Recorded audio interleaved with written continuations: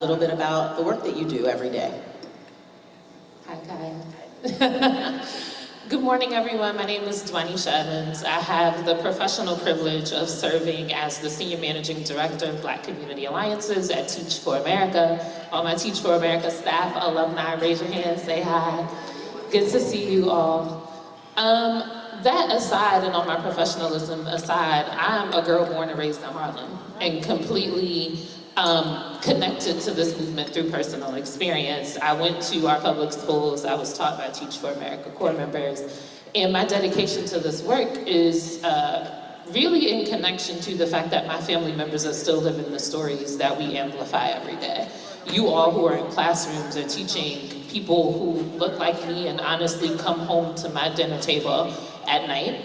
And that work means a lot to me. When I show up at Teach for America every day, I'm responsible for our almost 500 Black staff members, our nearly 6,000 Black alumni, and the core members who enter our classrooms every year with the expectation that we will train them to be able to best serve our communities, and know that the Black experience in that is a unique experience because we're teaching people who look like us and share our experience, and the psychological path to that is important and sometimes a thing that we really don't have the room to pay attention to in the day-to-day of trying to make sure kids can learn, right? What does this experience mean for me? And most important, making sure that happens in connection to community. We can't do this work without the aunties who are in the community, the organizations who have been here longer than we have, and I make sure all of that happens in synchronicity. Good morning, everyone. Welcome to my city, because I am born and raised in Philadelphia. And my name is Jamira, oh, shout out, I heard some shout outs. My name is Jamira Burley. I work as the Head of Youth Engagement and Skills at the Global Business Coalition for Education. We work with more than 125 different companies around the world to help ensure that they're investing in public education to some of the most marginalized communities, not just here in the US, but also around the world. And in addition to that, I also work as an activist. I work specifically around issues impacting gun violence, criminal justice reform, and police accountability. I'm super excited to be here, and I look forward to the conversation. Hi, I'm Tanika Boyd. My day job, I'm the director of the Leaders of Color Initiative. We focus on recruiting Black and Latino folks to run for public office. And before I talk a little bit more about me, I'd love to just shout out Mark and James, who took care of me this morning. Mark gave me my coffee right away, and James walked me in. And so I appreciate the space that you guys are cultivating and allowing us to share and be a part of it. I, like so many of the panelists, come from a community like the ones that most of you all are serving. And so this work is also deeply personal to me. I'm also a mom, and so I have a deep interest and vested concern in the ways in which we think about education and making the world a little bit more palatable for Black and brown kids. Hi everyone, my name is Erica Pittman, and I am not in education. I think I might be the only one on the panel, but I am in marketing, and I too come from the communities that look like those that are reflected in the room. Education is extremely important to me, particularly Black male presence within education. I am the former CMO of Aquahydrate, which is a water company owned by Sean Combs and Mark Wahlberg. I've worked with Sean Combs for 9 years and ran a myriad of different companies within his portfolio. So I am here to shed some light on male-dominated industries and influencing women in those industries. Thank you, ladies. And again, my name is Kaya Henderson. I currently serve as the Director of Community Impact at Teach for All, where we get to work in 48 different countries and help our teachers and leaders serve the communities, not lead the communities. And I am the former Chancellor of DC Public Schools, so where are my DCPS folks? Nice, I see you. All right, we're gonna start. This panel is called She for He. And I want to start by asking you to tell us about a time in your professional or personal life when you stood up for the brothers. It's a very good question. I think the one instance that comes to mind is as a senior leader in the organization, I have the privilege of being tapped and asked questions by a bunch of different leaders on who should lead, who should step up to play. And most recently, we started a National Diversity Council at Teach for America, which influences all the DEI strategy that we put together in the organization. And as the Senior Managing Director, I had two options. I could either serve in that capacity myself or give the reins over to someone who would be influential in the organization and potentially elevate that person's leadership. And I was very specific about choosing a Black man. And making sure that it wasn't me who had the opportunity to have solely my voice elevated, but that the perspectives of a Black man, when we know that only 2% of men in the teaching force represent that, and even less in education management, that voice and perspective needed to be heard. Microphones. Okay, here we go. Good morning. I'm sorry. I missed the question in my AV technicality. I'm batting 1,000 today on the stage, but it's all good. Tell us about a time in your personal or professional career when you stood up for your brothers. Oh yeah. Well, I stand up for the brothers all the time, every day, right? Every day. I actually working for Sean Combs for so many years, I've had to defend the dynamic nature of who he is collectively. But I think how our men are represented in marketing and in day-to-day culture is really, really important. And so from everything from the messaging that we put out for him specifically, but what we do for youth culture is really important too. I don't know if you guys know this, but Sean Combs actually has a charter school called Capital Prep Harlem. And so our curriculum is focused on both male and female students, but we do a lot of extracurricular work around those students in Harlem. So it's really important for us. Yeah, and for me, I mean, as mentioned, I think it's something that we have cultivated within ourselves that we do every single day. But I grew up with, I have 10 older brothers. Yeah, pretty large family. And all of them have been victims either violent or mass incarceration. And so the work that I do is really how to bring Black men experiences into the spaces that I occupy. And one of the ways I do that, I sit on the board of Cities United, which is a collaborative of mayors around the country who have all identified reducing the homicide rate for Black men and boys. Because they do, 15 of them die every single day under the age of 25. And so my job is really how do we train mayors and city officials on understanding the experience, the Black male experience, and ensuring that we're not creating systems of oppression that actually limits their ability to be able to reach their full potential. Yeah, I think for me, I worked in the Obama administration, and obviously compared to the political climate that we're under now, that needs no defending. But I too lived with brothers who were both victims of gun violence and also deeply criminalized very early.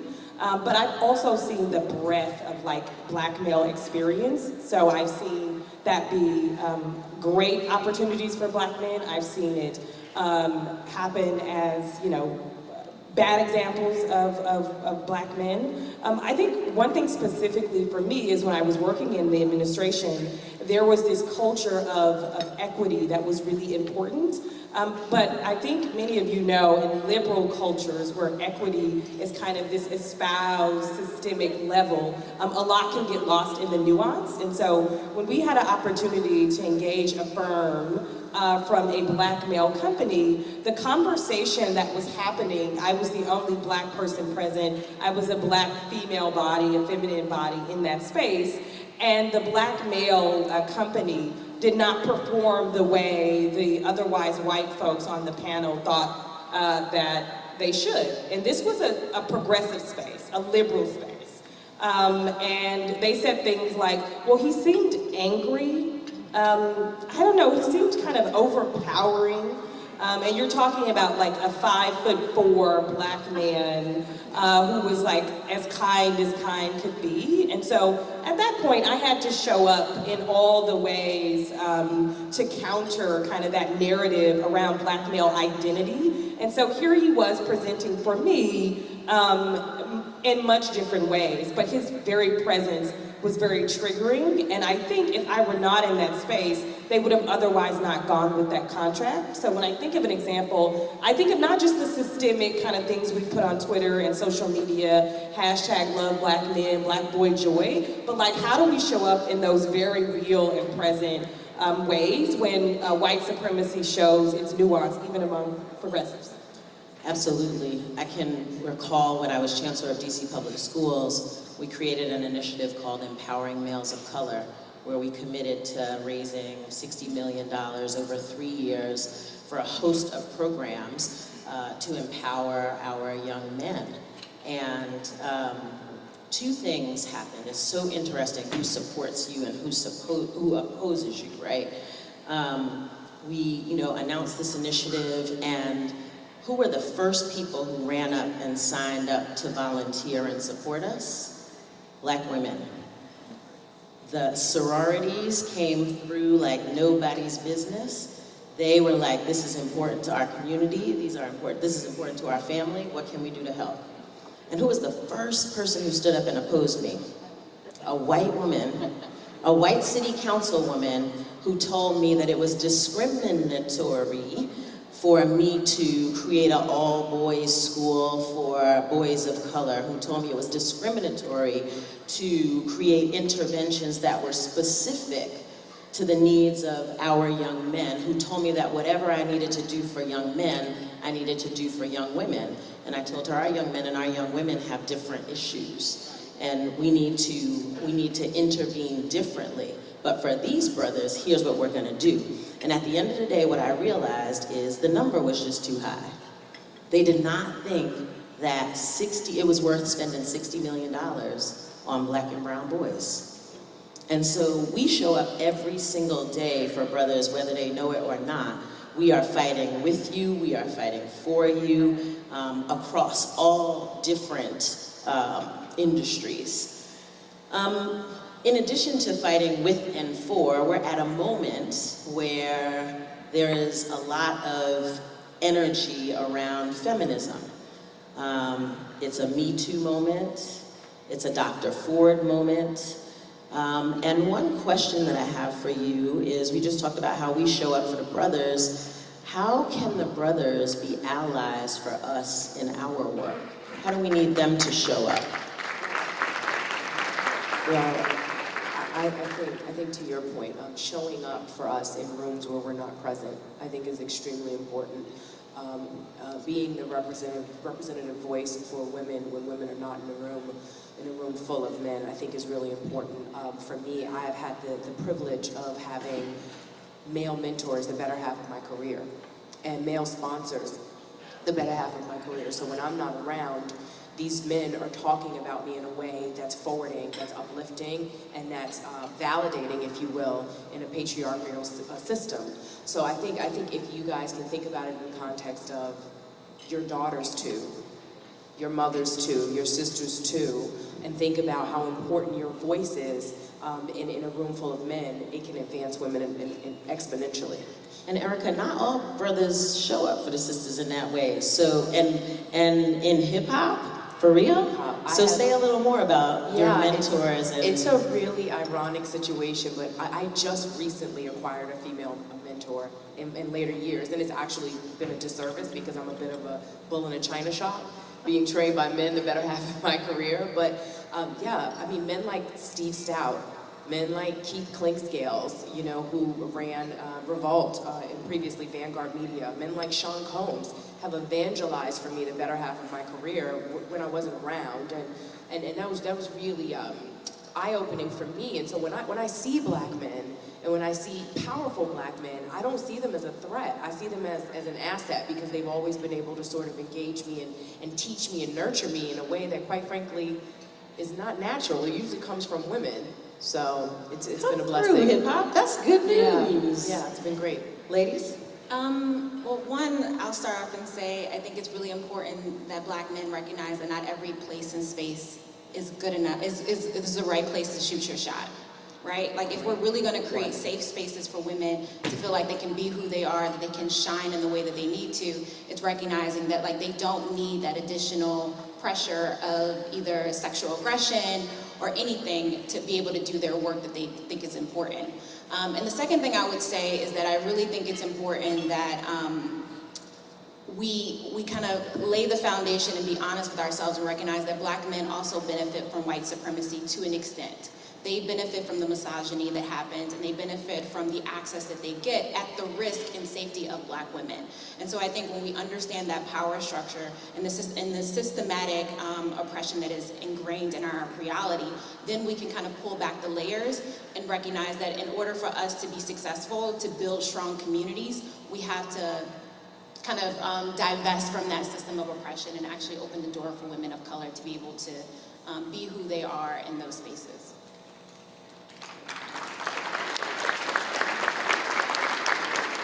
I would add that we don't have to, especially in education, we don't have to play the oppression Olympics when all of us are in the same space.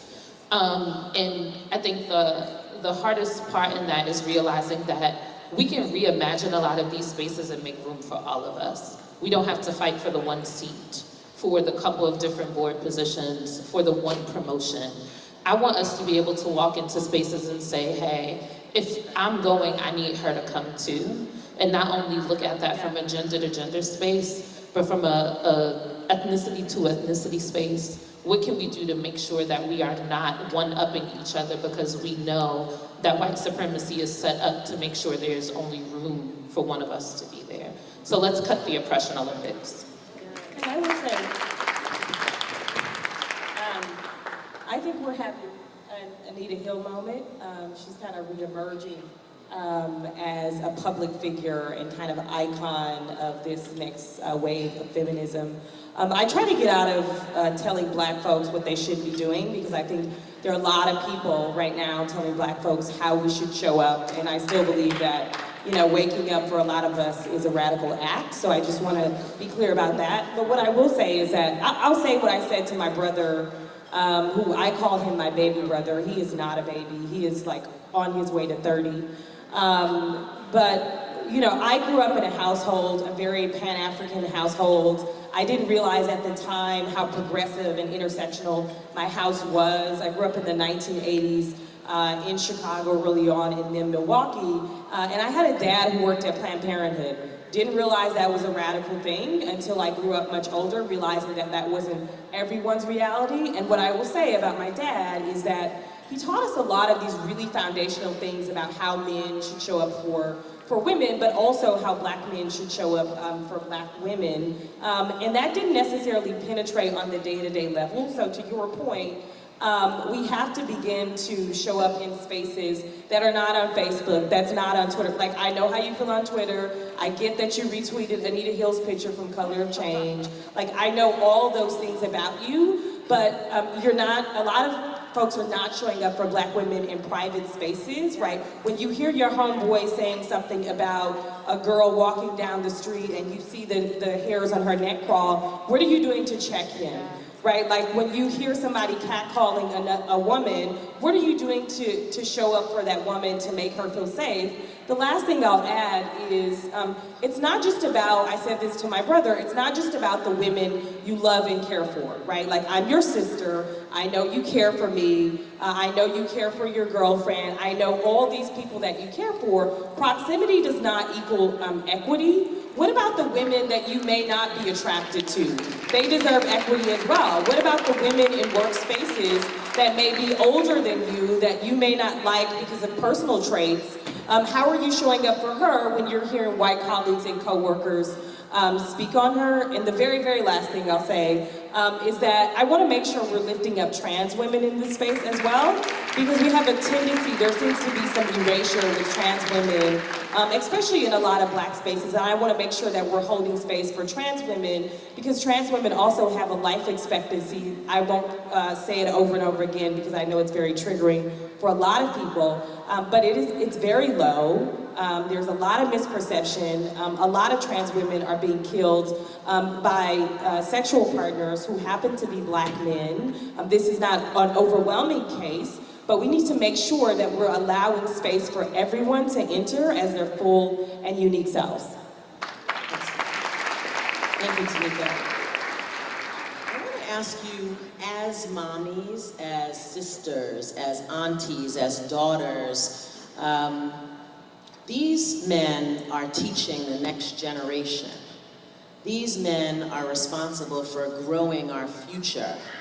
And what do you want them to know as they think about what they are doing in the classroom?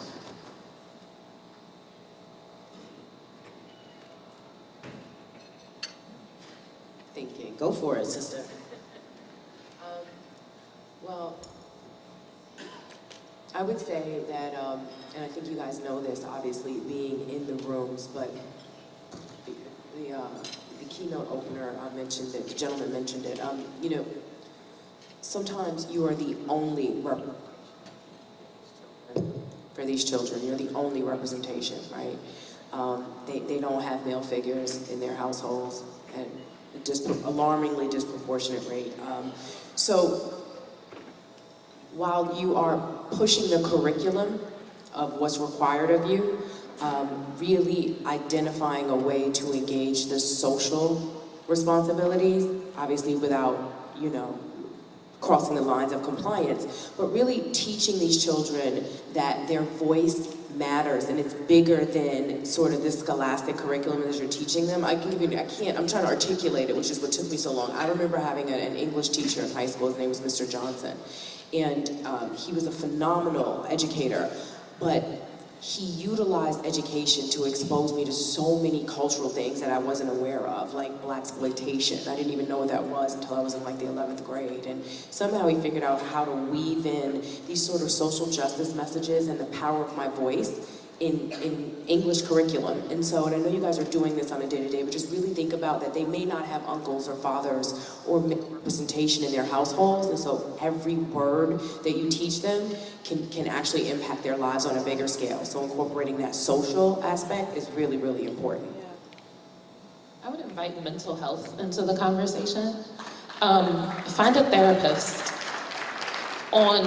There's a track on 444. I love Jay. Jay is my guy. I love 444. Jay says essentially it took till him having blue ivy for him to realize what it took to like treat a woman well, right? Don't let that be you. Don't let the healing start when you have a girl child in front of you who looks like you. To realize the pain and trauma that you may have caused to women in your life. And if you've passed childbearing age and you have daughters in front of you, it's never too late to start the process of your own healing, because the ripple effect on that impacts the entire family for generations, right? So find a therapist, and if you need support in figuring that out, don't be afraid to seek the support that you need, because it is so influential in how we navigate the rest of the world. And I invite the women in the room to acknowledge the same, that therapy is so important in the work that we do, and really finding the supports that you need to heal yourself before you get in front of a child. And not just for your personal relationships, but these brothers are out here every single day at war in their classrooms, at war with kids who don't want to learn, at war with parents who are not always supportive, at war with administrators who are not always supportive, at war with a system that wasn't designed for what they do, at war with a curriculum that tells kids they are at war every day. War creates trauma. Yeah. And every single day we are exposing ourselves to trauma in these classrooms and these schools. And so maybe you had a completely well-adjusted life growing up and you still need therapy because you are in here fighting this battle every single day. We can't take care of other people. We can't grow our communities. We can't serve our people if we don't take care of ourselves. I guess the two things I would say is that be honest, right? Bring your authentic and honest self into the space and place, into the classroom, because we need young people to realize that the experiences of Black men are not to be tokenized, are not monolithic, that they are ranging, they range from privileged and non-privileged experiences, but they also need to realize that there is a possibility for them. I think Vincent mentioned that or maybe the speaker before him mentioned that you can't do what you haven't seen. And so they need to hear your experiences. They need to understand what you've been through in order for them to be able to believe that it's possible for them. And the second thing I'll say is that ask why. I'm only here today because of the many mentors who did not look at my circumstances, did not look at my anger or my aggression and just make assumptions about my behavior. And so when you get the opportunity, when you're in front of a child, ask the question why, because oftentimes the answer that they'll give you will be totally different than what you previously assumed, and it can change their entire life and put them on an entire different trajectory for success. And so your job, I think, in other countries, I think teachers are elevated and honored, and here in America we don't do that enough, but I want to first say thank you. Your job is not easy. There's nothing, you don't make a lot of money oftentimes, and so I know the job is hard, and I won't presume to know all of the struggles that you are impacted by, but when you get the chance to be your authentic self and continue to ask the question why. Yeah, I don't have much to add. I think everyone said pretty much what I wanted to articulate. I think what's really been critical for me, I went to a historically black college, and there's a culture of, it's HBCU homecoming season, in case y'all don't know. I went to Tennessee State University, the great Tennessee. And I say that because I didn't get my first black male teacher until I was in college. I didn't have my first black male teacher until I was in college, outside of my gym teachers, right? And so I think it's really important to say that. I say I went to HBCU also because there was a culture of hazing, right? And oftentimes we see this in elementary as well, where there's like, just because someone is your same racial group, you know, they want you to fight harder. And what I loved about Dr. El Hadid, who was my very first black male teacher in a subject area, was that he showed me so much grace and so much care. And he was, in all the ways, one of the very strongest people that I'd ever met. And he still taught with such a level of care and grace. There was almost nothing I didn't feel like I could say to him, and he really changed the trajectory of my life. And I think that's really important that we bring that forth in the classroom, that it is not always about hazing our students and making sure they're the best. And, you know, my parents used to tell me, I'm making sure you're tough so you can go out in the world and be tough. Black kids get a lot of tough love, right? Like when I got to Tennessee State University, at 16 years old, the last thing I needed was more tough love. And I was met with Dr. El Hadid, who gave me so much care and so much grace. And I am just reminded of that love every single day. Tanika, I'm gonna stick with you for a minute and ask you to talk a little bit about your Leaders of Color work. Why it's important to elect leaders of color and how African American men figure into the work that you're doing. Yeah, so I think most of us know that two of the biggest barriers to elected office for Black and Latinos tend to be, one, someone's in our seat, right? So, you know, two of us here live in Harlem, and three of us live in Harlem. And the history I'm sure of there's Harlem, more of y'all in here. I was gonna say, you live in Harlem? No, Oh. Brooklyn. Oh, okay. And in the history of Harlem, as like an 89-year-old community, we just got our third congressman in the history of Harlem, right? And so that means that two folks were sitting in office for well over 50 years. And that's a pipeline challenge for a lot of Black and brown folks. The second challenge is finances. A lot of our network, the folks that we think we know will possibly took the job at JP Morgan will donate $100. When we decide to run for office, they're like, I don't know if I'm gonna give you $5. And so we tend not to have the network to get us to where we need to be. And so there's a real big challenge happening in the Black and brown communities. It is not a talent gap at all, it's really an opportunity gap. And so we're trying to think about what does it mean to create a pipeline of Black and brown folks to run for office when a lot of folks in their 50s and 40s who should have been seated and were not seated are no longer there. So we want to get 15 years out in front of this. The last thing I'll say on Black and brown elected leadership is we have to begin to reimagine what is possible and who is considered an elected official. Every day I talk to someone who's like, I can't be an elected official because back in 2004 I got a little drunk and I think it's on Facebook and I'm concerned that they'll drag that up. Or they'll say, you know, I got $122,000 in student loan debt. I don't want my mother to find out. That'll be on, and so, but that all of those things are not barriers to elected office. Let Trump not be your model. But right, you know, we still have respectability politics, unfortunately, when it comes to Black and brown folks running. But we have to begin to reimagine that it is possible for us to run for community board, for school board, for state representative, for all of those hyper-local races, because politics is really, really local. Why is it important for these people to think about running? Oh my goodness, I think the same, there are parallels with education and elected office. There is not a lot of representation amongst Black folks in elected office for hyper-local races, so legislator races, school board races. The representation is not there in both Black and Latino communities. So for example, in LA, you have 1.5 people on the school board who are Latino in a district where 75% of the kids are Latino. And so the representation just isn't there across the board. And it's really important for young folks to see a proof point in Black males to run. But also, Black males offer a very unique opportunity, and we need representation there. We have a culture of integrity. We have a culture of leadership.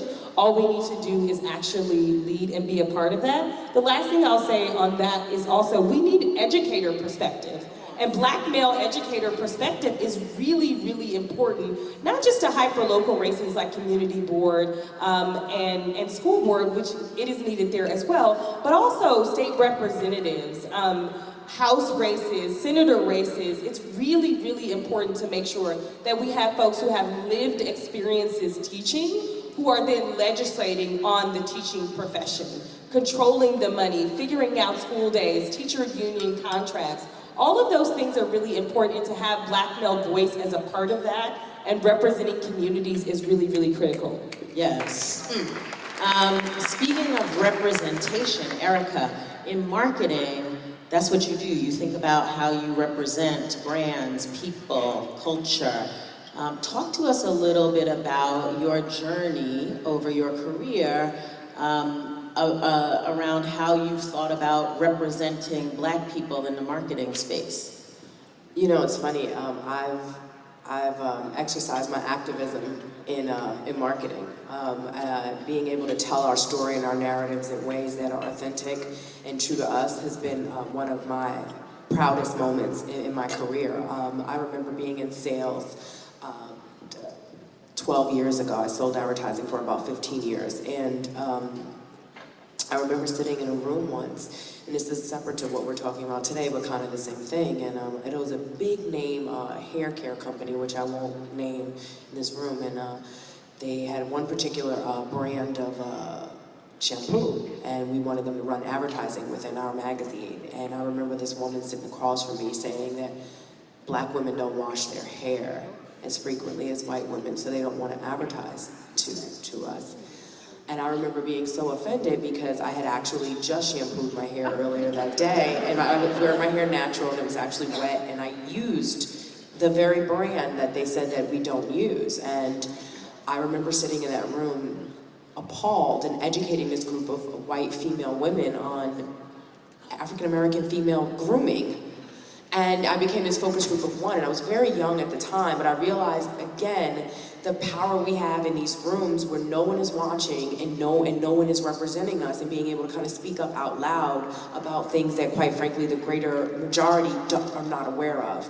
And it was at that point that I realized every strategy that I created from that point, the messaging, the language, the types of models and archetypes I've used in creative assets needed to represent us authentically, particularly men.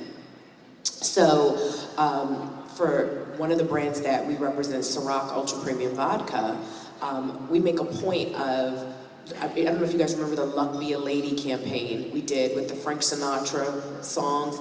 It was really important to incorporate an exorbitant amount of luxury around the representatives that were in the commercial, because we were trying to change the narrative of what our culture represents collectively to the world.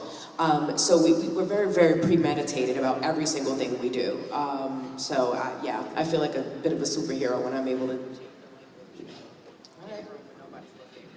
Thank you. Jamira, you've done a lot of work around developing young people, you've done work around criminal justice. Talk about how you think about being in all of these different rooms, in all of these different issue areas, and how you show up for Black people in those issue areas. Well, one, I think it's lonely, and I think to Dwanisha was talking about earlier, it's really important that as we get access, because I think sometimes I'm labeled Black enough, right? People oftentimes look at me and say, oh, she's not gonna start a riot, until I'm 2 months in and then they realize that they were wrong. So I think oftentimes we get so comfortable and we get excited that we've been invited that we forget about who we need to also bring into the room, and so it is very lonely. And so I constantly make sure that as I get access that I'm also bringing along other folks into those spaces and places, more specifically because you need an ally, right? It's hard to be championing for your people, for your culture, for people that look like you when you're the only one in a room of 12.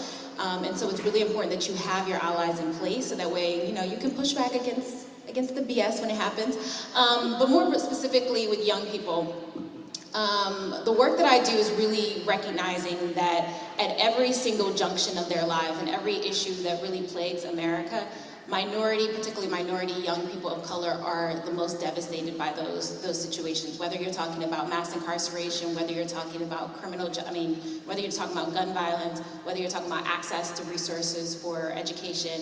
And so my job is to really make sure that as I'm in those spaces, for them to realize that women, men of color, Hispanic, transgender youth, LGBTQ youth, homeless youth are not monolithic. Again, they have very different experiences, and there needs to be targeted approaches in order to impact their lives in a real authentic way. And that requires actually bringing those young people to those spaces, whether it's in front of an elected official like we did when I worked as the executive director for the Youth Commission here in Philadelphia, or whether that's bringing young people in front of the President of the United States in regards to talking about their experiences. Because it's hard for policymakers, directors of programs to really understand those experiences if they haven't lived them, and if they don't have direct access to the people who are being directly impacted. So if you get an opportunity to be in a room where decisions are being made about young people and young people are not in the room, you should end the meeting immediately, because it's not a real meeting. No one is clearly not trying to get to a real solution if they're not trying to listen to the people who are directly impacted. I believe that those who are closest to the problem are closest to the solution, and so you have to create space and opportunities for young people to be the expert of their own experience and not allow people to tell you what their experience is. I want to underscore that point.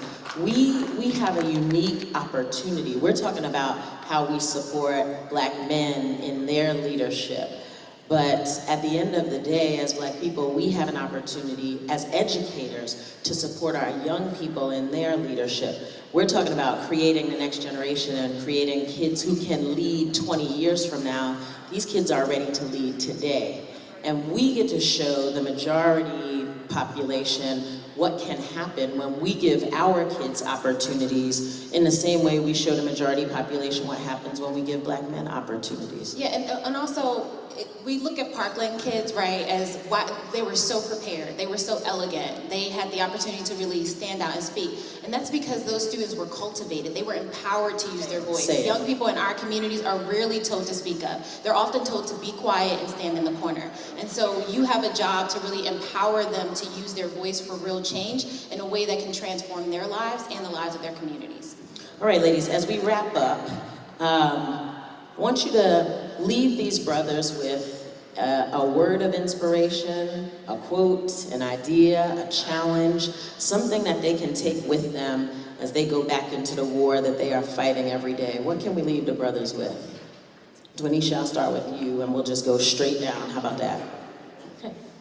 Well, lead with your full selves, and I mean your full selves. I believe Jameer made this point earlier, and I will echo it, that if you don't tell your students and those that are around you the full parts of your story and really begin to understand that truth, our kids won't know that they can recover from something traumatic and make it in a different way.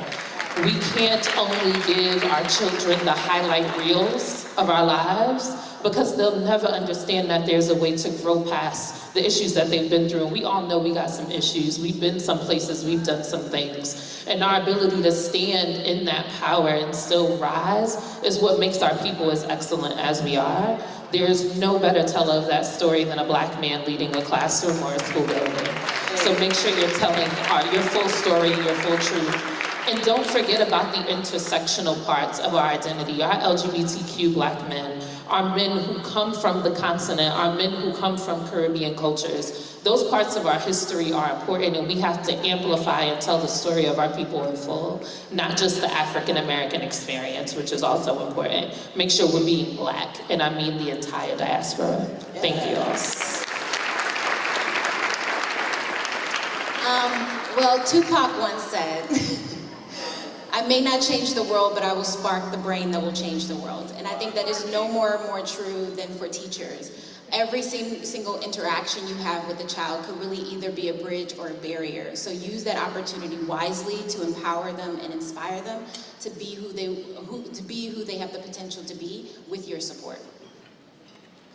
I think everything everyone said, but again, just what I'm really motivated by is just the spirit of Dr. El-Hadi and the grace that he gave. I think that we show up in our full selves in the classroom, and we're expecting grace from others, and we should also expect the same from our students. Students are dealing with a range of concerns, a range of emotions, a range of last nights, a range of PTSDs. Many of them are coming from well-adjusted families, with a high net worth and all those things, and they still need grace. And so I just want to leave us with that we need to extend grace to our students and also to ourselves as we're trying to do this work.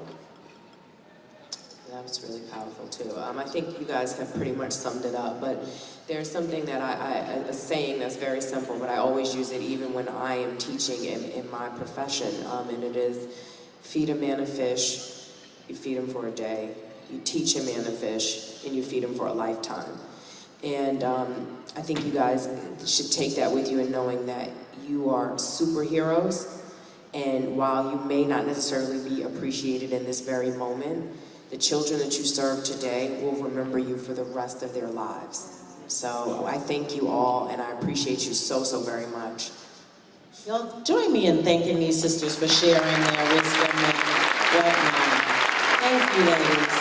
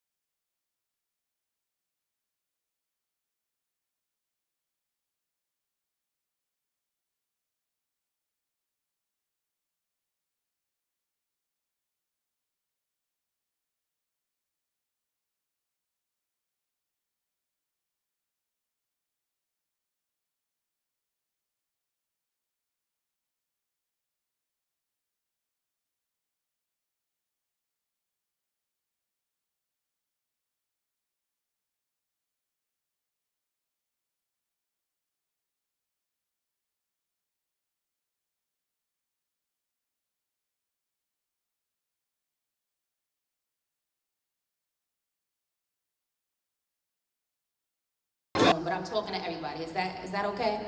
All right. So I broke down the word boys, and let me make sure I'm gonna say what I want to say. It's hard to have 5 minutes, y'all. No. All right, my B was for be self-aware. I heard one of the young ladies up here, she kept saying be honest with yourself, but it's hard to be honest with yourself if you don't even know yourself. It's hard.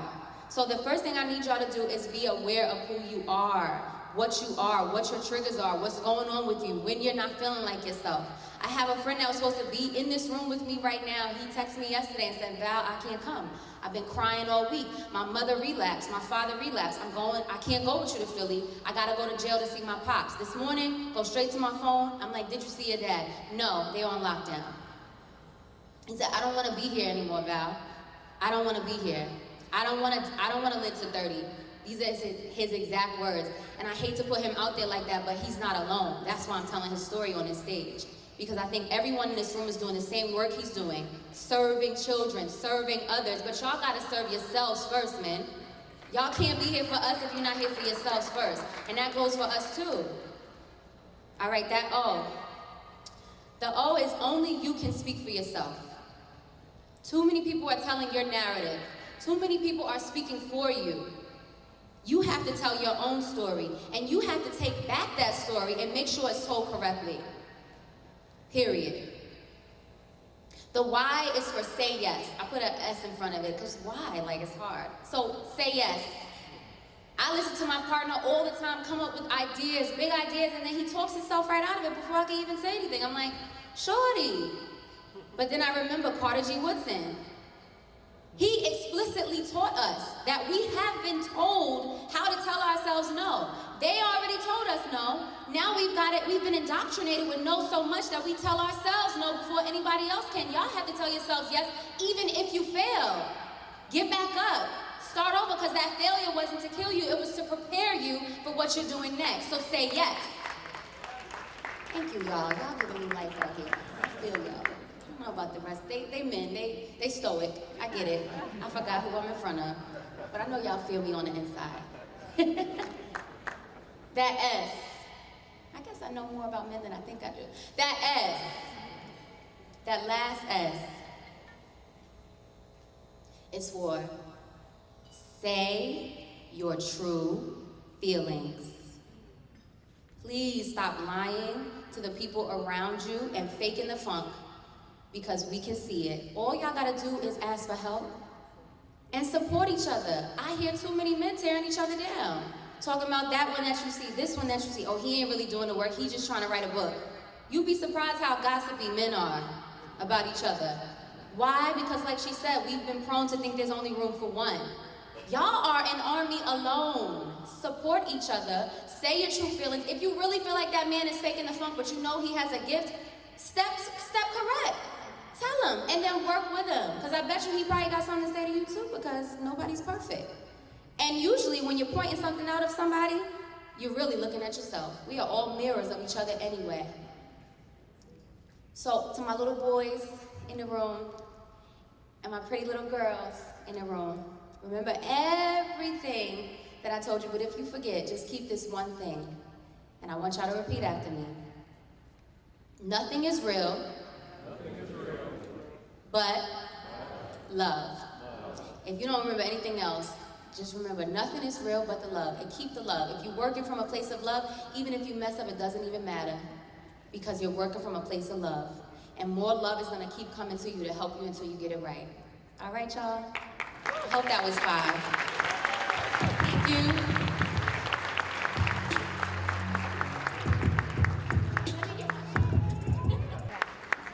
All right, ladies and gentlemen, let's go to work. We're looking at our schedule now. It's time for our workshop breakouts. We have 4 breakout sessions, 2 happening this morning, 2 happening following lunch. So I want to just walk through logistics again quickly for you. As a reminder, all workshop locations, session descriptions are available on the app. We also have descriptions that have been set out on some tables, and there are extra copies that will be outside as you exit the ballroom. So please take a look at those listings. All workshops are open to all attendees, but we do have track demos to let you know who they are targeted towards. So if you're a student, there are certain workshops designed specifically for you. Same for current educators, school leaders, community partners. So take a look at the listings and you'll be able to designate yourself at whichever workshop that you choose. Workshops that are designated as salons are going to be on the mezzanine level, that is one level down. You can take the escalator directly to that floor. The same is for all of our freedom rooms. So salons and freedoms are on the mezzanine, one floor down. Parlor and seminar rooms, you'll need to take the elevator up. So seminars are on the first floor, parlors are on the second floor. Again, all of that is going to be located in your app, as well as on the sheets that are being passed around outside in the lobby, and signs are posted to help guide you as well as staff. All right, everyone, I'm going to ask us to go ahead and move expeditiously, get to your workshops. We've got some work to do. Let's get some learning on, people. Yep.